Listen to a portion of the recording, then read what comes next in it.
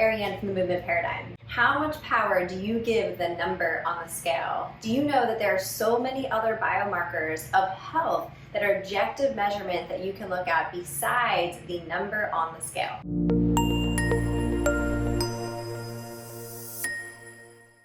Listen, I realize that it is tempting to really give the scale all the power. However, there are so many other ways to look at it and look at your overall health. And we're going to go over 10 different ways just to give you an idea of how you can begin to assess your own health.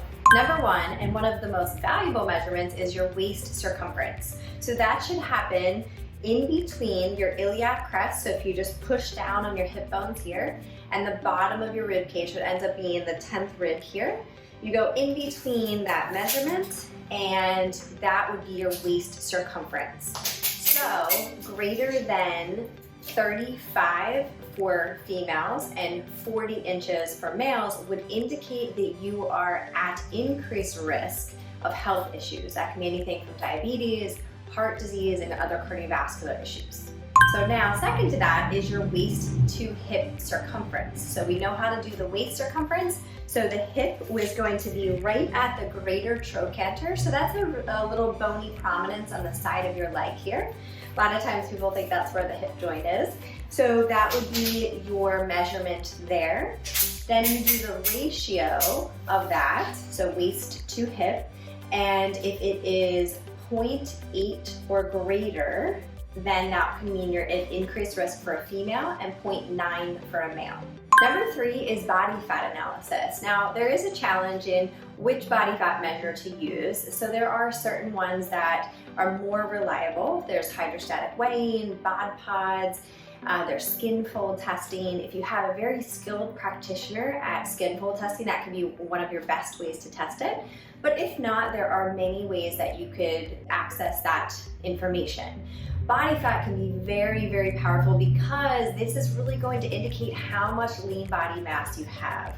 Your muscle is your organ of longevity. So the more muscle you have, the higher your metabolism is, the leaner you are, the less adipose tissue you have, which means you are also less inflammatory. So using body fat as an assessment is an outstanding way to measure your overall health and longevity. So number four is your body mass index. So you would take your weight in pounds divided by your height in inches, and then you times that by 703, and that will give you your BMI. So the range ideally should be 18 to 25 for men and women. Now, this is a great overall assessment. However, if you have increased lean body mass, then this is not the best measure for you. But if you're just trying to get an idea of are you at potential risk and you are suspecting that you have low lean body mass or muscle, then this could be a good measure along with other things. Number five is looking at your hair. Is it dry? Is it breaking? Are you losing hair? Are you getting premature grays? Things like dandruff and hair thinning can be associated with decreased essential fatty acids. You could have protein deficiencies, zinc deficiencies that contribute to things like alopecia. So you really want to think about what is the quality of your hair. Is it thinning and you're not really sure? That of course can be associated with medical conditions like hypothyroidism. But that is a really, really great physical biomarker for you to assess. I'm starting to have changes in my hair. Maybe I should suspect that something's going on in my body, nutrient deficient or some kind of health condition. Number six is looking at your nails. So are they dry? Are they brittle? Are they cracked? Do they have longitudinal lines? Do they have transverse lines? Are they spooning? So that is considered a cholonychia, so that can indicate a protein or vitamin B12 deficiency. You could have little white spots on your nails that aren't associated with trauma. That could be associated with a zinc deficiency. So looking at your nails and your nail health can give you so much insight into your overall health. Number seven is a mouth exam. So looking at the gums, looking at the teeth. So are you having any decay? Are you having any different discoloration? Something like a Burton's line, which is a dark line along the bottom of the gum, that could be associated with heavy metal toxicity. Are you having the periodontal issues? That can potentially indicate some type of bacterial overgrowth. Also, numerous vitamin deficiencies, so A, D, E, a lot of our antioxidants. So that is a really easy way to start to monitor, whether it's with your dentist or just looking at your teeth day to day, or you're starting to notice some type of changes in the mouth. Even something like burning mouth syndrome, where you begin to start feeling like your mouth is burning at different times for no apparent reason, that could be associated with a vitamin B12 deficiency. Number 8, more specifically, is looking at the tongue, which can give a lot of insight. So you can have different fissures along the tongue. So you can have a central one, you can have ones along the side, you can have a lambda one, which is kind of a little zigzag. So this can indicate things like an upregulated gut immune system. It can also indicate some type of hydropancreatic elastase, so your enzymes, and potentially hydrochloric acid deficiency. So you're having a hard time breaking down the food.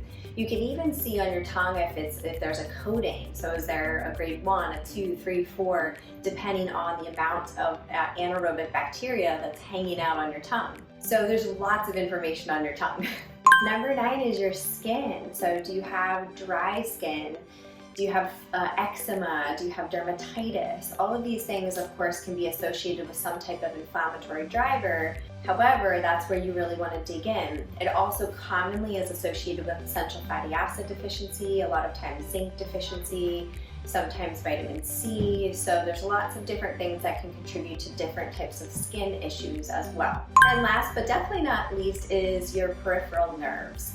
So whether or not you are having some type of restless leg syndrome, you're having peripheral neuropathy, you potentially have a driver, perhaps that is chemotherapy, perhaps that is diabetes, which is ultimately insulin resistance over a long time.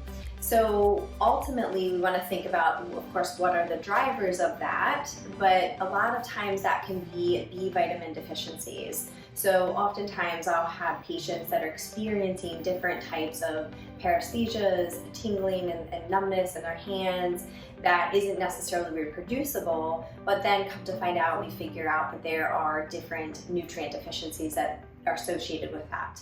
So there are a lot of things that go into any kind of peripheral nerve involvement. So you do want to look beyond just the obvious and really try to identify what things you could potentially change to improve nerve health. So as always, I hope that that was helpful, and I hope you realize that there's way more to just a number on the scale, and really try to look at health from a much broader standpoint. And this is just scratching the surface of a physical nutrition examination to help you understand that there are so many ways that poor nutrition, poor health habits can contribute to the way that you're feeling. So if this was helpful, give it a like, give it a share. Make sure to subscribe to our YouTube channel, The Movement Paradigm, for weekly tips on mindset, nutrition, and movement.